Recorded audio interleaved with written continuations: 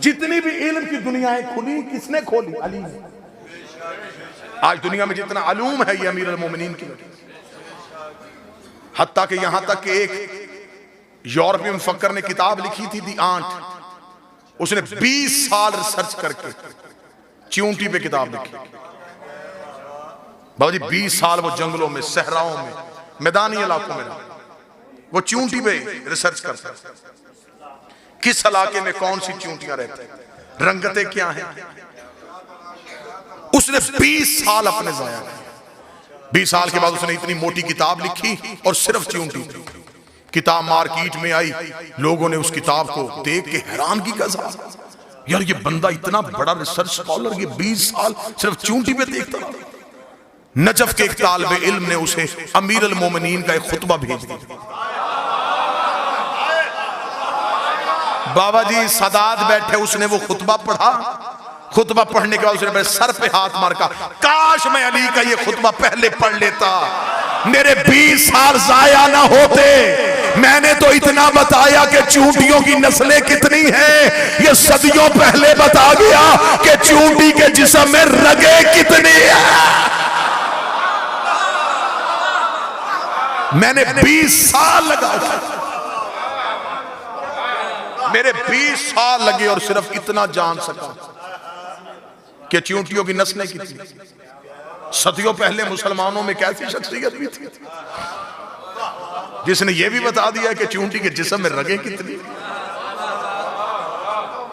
बादशाह ने वहां फरमाया था, अमीर ने फरमाया था कि चींटी जब भी चलती है ये कितार में चलती है। अमीर अल-मोमिनीन रेत पे बैठे हुए थे तो एक शख्स ने आकर इमाम से सवाल किया था कि हर चीज में खुदा ने कोई ना कोई राज रखा है, बताइए इस चींटी में क्या राज है। तो अमीर अल-मोमिनीन ने वहीं पे एक फिलबदी खुतबा जारी किया। मौला ने फरमाया कि अल्लाह ने चींटी को, और मौला ने फरमाया था कि चींटी की खुराक पूरे साल की गंदम का एक दाना। अमीर ने फरमाया था कि चींटी जब दाने को स्टोर करती है तो इसे 4 हिस्सों में करती है, 2 हिस्सों में काट के नहीं रखते। अल्लाह ने इसे भी इतना शऊर दिया है कि दाने को 2 हिस्सों में रखूंगी तो फिर पौधा उगाएगा।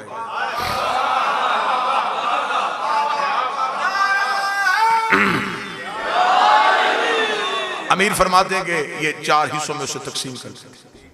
अमीर अल-मोमिनीन फरमाते हैं कि जब चींटियां चलती हैं तो कितार में क्यों चलती हैं। सामने बैठे हुए साहिल ने कहा, मौला क्यों चलती हैं। मौला ने फरमाया कि चींटियों के हर खानदान में एक फर्द होता है, एक चींटी ऐसी होती है जो उन चींटियों की इमाम होती है। हर खानदान में, चींटियों के हर कबीले में एक इमाम चींटी होती है। और अमीर अल-मोमिनीन फरमाते हैं कि चींटियां उसे खुद नहीं बनाती,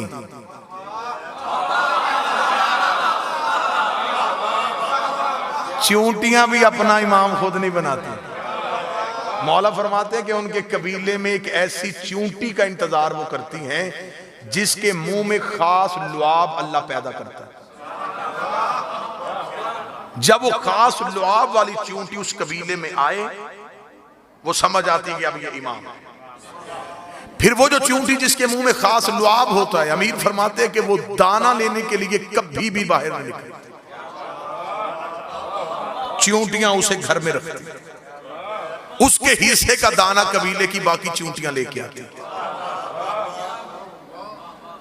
वो अपने इमाम को घर से निकलने नहीं देती, उसे घर में रखती।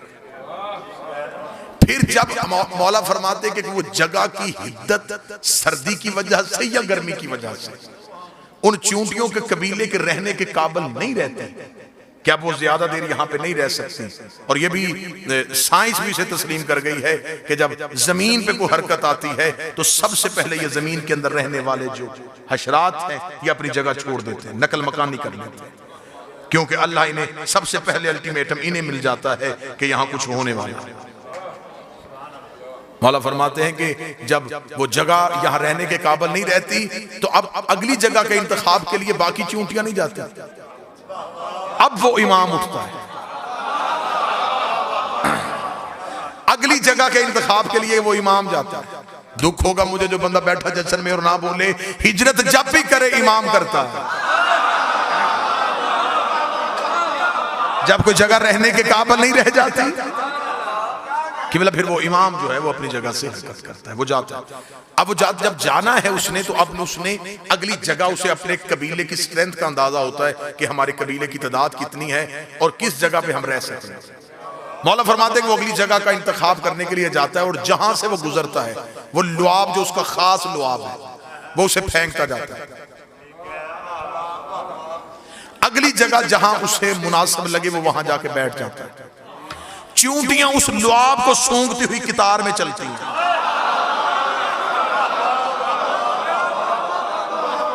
दुख लेके जाऊंगा जो बंदा ना बोले। चूंटियां भी जानती हैं कि अपने इमाम के रास्ते से हटी तो भटक जाएंगी। चूंटियों का सराते मुस्तकीम भी उनका इमाम बनाता था।